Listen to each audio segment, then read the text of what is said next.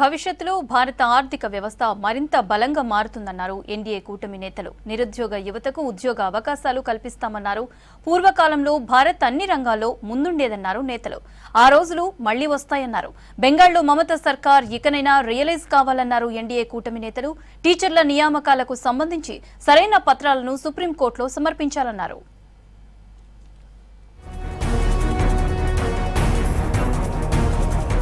దేశంలో బలమైన ఆర్థిక వ్యవస్థ ఏర్పడుతోందన్నారు కేంద్ర మంత్రి అశ్విని వైష్ణవ్. దీని కారణంగా దేశంలోని చిన్న చిన్న గ్రామాల్లోనూ యువత ఉద్యోగావకాశాలు పొందుతోందన్నారు.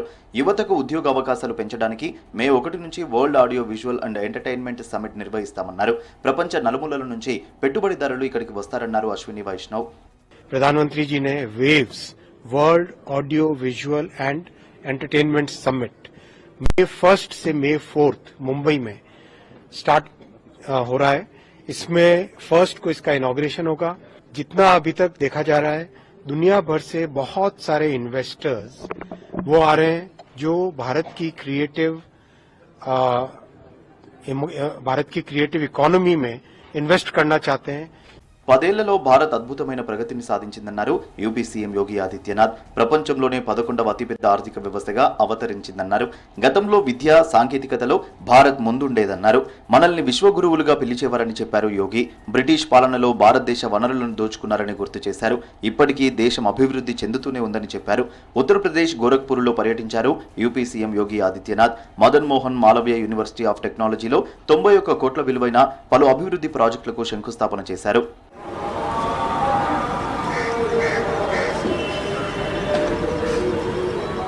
పశ్చిమ బెంగాల్లో మమతా సర్కార్ అక్రమాలకు పాల్పడుతోందని ఆరోపించారు బీజేపీ ఎంపీ సువేందు. ఉపాధ్యాయుల నియామకాల్లో భారీ కుంభకోణం జరిగిందన్నారు. ఇప్పటికైనా మమతా సర్కార్ రియలైజ్ కావాలన్నారు. రాష్ట్రంలో లక్షలాది మంది నిరుద్యోగ యువతకు బీజేపీ అండగా ఉంటుందన్నారు సువేందు. ఇకనైనా మమతా సర్కార్ సుప్రీంకోర్టుకు నిజమైన అర్హుల జాబితాను సమర్పించాలన్నారు.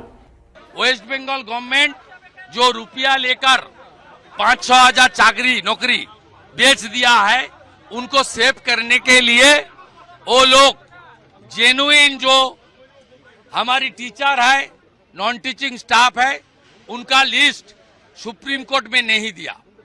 ममता बनर्जी का खुद रिश्तेदार बीरभूम में इस फर्जी अपॉइंटमेंट का हिस्सा है. 2023-24 ఆర్థిక సంవత్సరంలో జాతీయ పార్టీలు పొందిన విరాళాల వివరాలను ఏడీఆర్ రిలీజ్ చేసింది. జాతీయ పార్టీలకు అందిన విరాళాల్లో భారతీయ జనతా పార్టీ టాప్ లో ఉంది. ఆ పార్టీకి 2243 కోట్లు సమకూరాయి. ఇక అన్ని పార్టీలకు వచ్చిన విరాళాలు 2544 కోట్లుగా ఉన్నాయి. అంటే ఈ ఏడాది వచ్చిన మొత్తం విరాళాల్లో ఒక్క కాషాయ పార్టీయే 88% దక్కించుకుంది. విరాళాల్లో 211% పెరుగుదల కనిపించింది.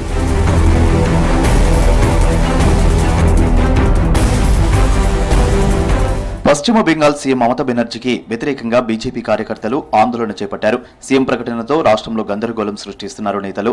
ఆందోళనకారులను అరెస్ట్ చేసి పోలీస్ స్టేషన్కు తరలించారు.